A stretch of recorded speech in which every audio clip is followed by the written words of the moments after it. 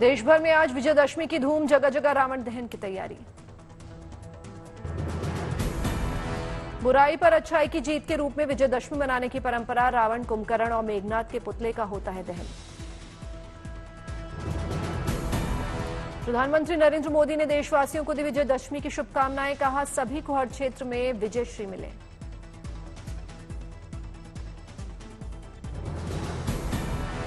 लाल किले के मंच पर होगा विजयदशमी के भव्य समारोह का आयोजन। प्रधानमंत्री मोदी भी करेंगे शिरकत।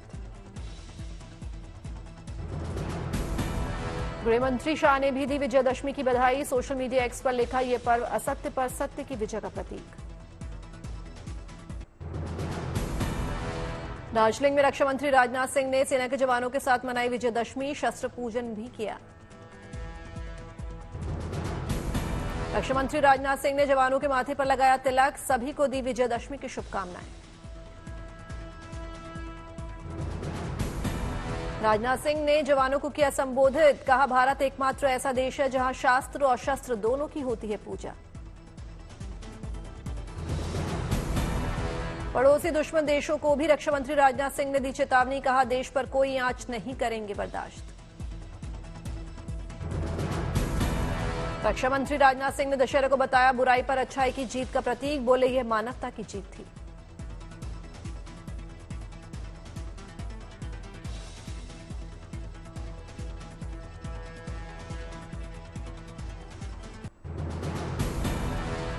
विजयदशमी पर नागपुर में संघ का खास आयोजन। आज के दिन ही हुई है संघ की स्थापना। राष्ट्रीय स्वयंसेवक संघ के प्रमुख मोहन भागवत ने भी समारोह में की शिरकत। रेशमबाग मैदान में किया शस्त्र पूजन। संघ कार्यकर्ताओं ने किया पथ संचलन। पारंपरिक गणवेश में बैंड के साथ निकाली परेड। इसरो के डॉक्टर के राधाकृष्णन बने संघ समारोह के मुख्य अतिथि। मोहन भागवत ने स्वयंसेवकों को किया संबोधित। जयपुर में भी विजयदशमी पर संघ की ओर से शस्त्र पूजन का आयोजन। कार्यक्रम में सुरेश भैया जी जोशी ने स्वयंसेवकों को किया संबोधित। बांग्लादेश में अल्पसंख्यकों की स्थिति को लेकर बोले मोहन भागवत। कहा, जहां रहो संगठित रहो, हिंसक मत बनो, लेकिन दुर्बल भी मत रहो।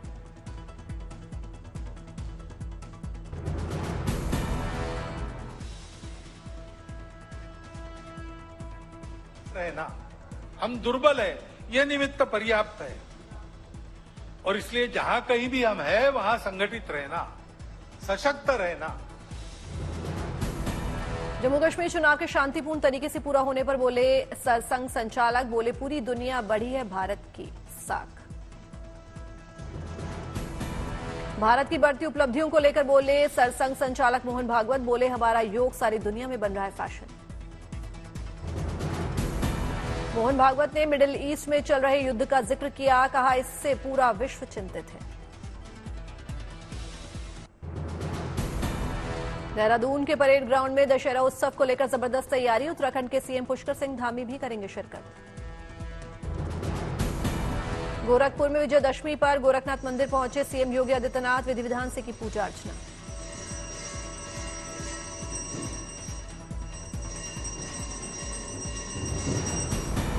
दशहरे पर कानपुर में खुला रावण का मंदिर। भक्तों ने किए पूजा दर्शन।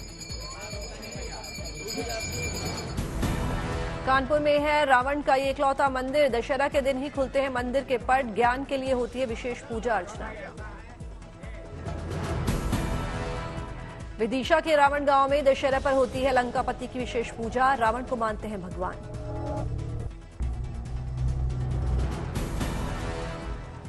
जबलपुर में नवमी पर जलाया गया रावण का पुतला। यहां एक दिन पहले रावण दहन की परंपरा। पंजाबी समाज की ओर से होता है आयोजन।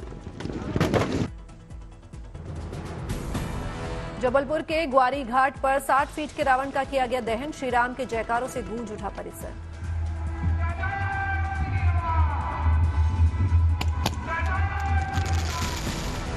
दशहरा महोत्सव में रंगारंग कार्यक्रमों का आयोजन। हजारों की संख्या में लोगों ने मेले में लिया हिस्सा।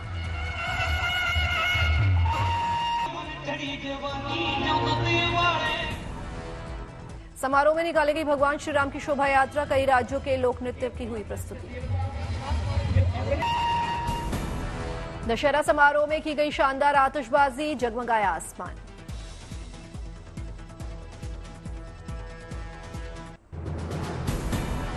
अहमदाबाद में भद्रकाली के मंदिर में मां का भव्य श्रृंगार किया गया, दर्शन के लिए लगी भक्तों की कतार।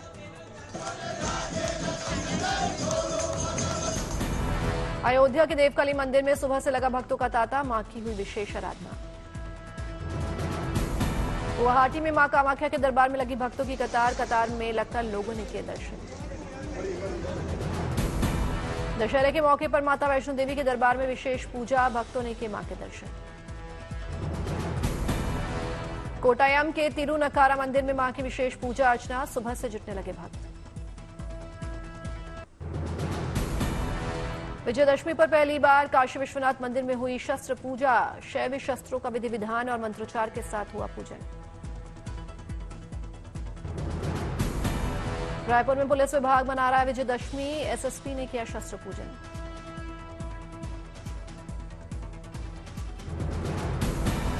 अहमदाबाद की पुलिस हेडक्वार्टर में विजयदशमी का आयोजन, पुलिस कमिश्नर ने किया शस्त्र पूजन। रांची में विजयदशमी की जोरदार तैयारी, लगाए गए रावण के पुतले। मराठा आरक्षण से जुड़े मनोज जरांगे ने बीड़ में निकाली दशहरा रैली, दिया एकता का संदेश।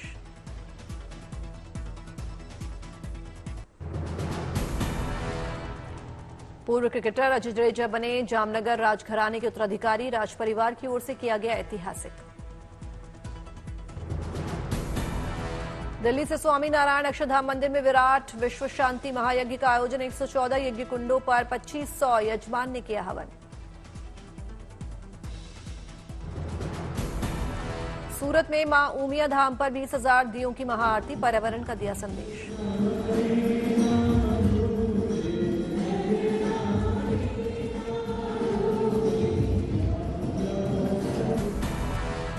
गांधीनगर जिले के रूपाल गांव में विश्व प्रसिद्ध रूपाल वरदायिनी माता की पल्ली निकाली, लाखों लीटर शुद्ध घी से किया गया अभिषेक।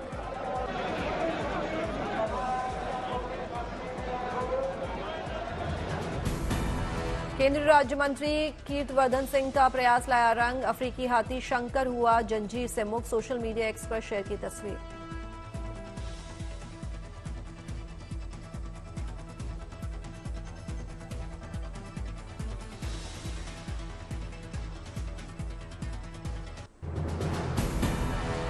हरियाणा में 17 अक्टूबर को होगा शपथ ग्रहण, पंचकुला के परेड ग्राउंड में सुबह 10 बजे से समारोह।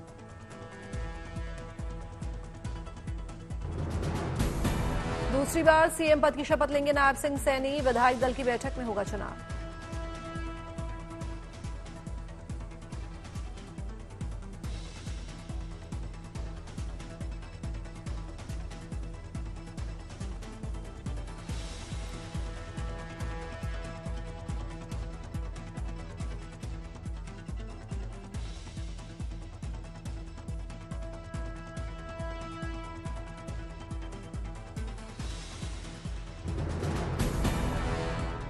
हरियाणा शपथ ग्रहण समारोह में कई दिग्गज हस्तियां होंगी शामिल, बीजेपी शासित राज्यों के मुख्यमंत्री और पीएम भी रहेंगे मौजूद। ठाणे में बनेगा 32 फ्लोर का नगर निगम का प्रशासनिक भवन, 727 करोड़ रुपए की लागत से होगा तैयार। हरियाणा चुनाव परिणाम को लेकर बोले कांग्रेस अध्यक्ष, कहा जीते तो क्रेडिट लेने वाले बहुत आते हैं, हारने पर आलोचना करते हैं।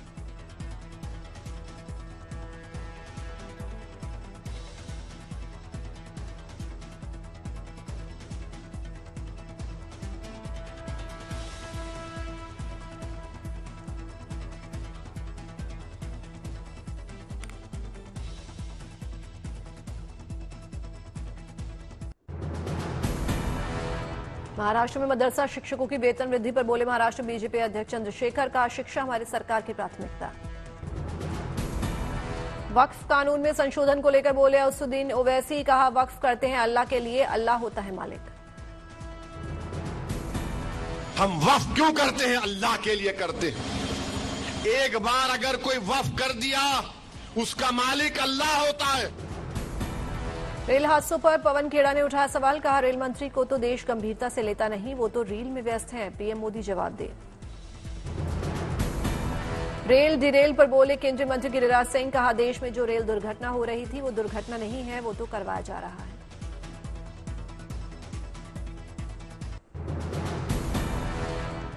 तमिलनाडु के करवाईपेटाई में ट्रेन हादसा, स्टेशन पर खड़ी मालगाड़ी से टकराई बागमती एक्सप्रेस। मैसूर से बिहार के दरभंगा जा रही थी बागमती एक्सप्रेस, चेन्नई के पास एक मालगाड़ी से हुई टक्कर, आग पर पाया गया काबू। पटरी से उतरी 12 से 13 बोगियां, 19 यात्री घायल, मौके पर रेलवे पुलिस के बचाव कार्य जारी। उदयनिधि स्टालिन ने घायलों से की मुलाकात। यात्री और उनके परिवारों के लिए हेल्पलाइन नंबर जारी, हादसे के बाद कई ट्रेनें डायवर्ट। पटरी से उतरते ही पार्सल वैन में लगी थी आग, हादसे के वक्त 75 किलोमीटर प्रति घंटा थी बागमती एक्सप्रेस की रफ्तार।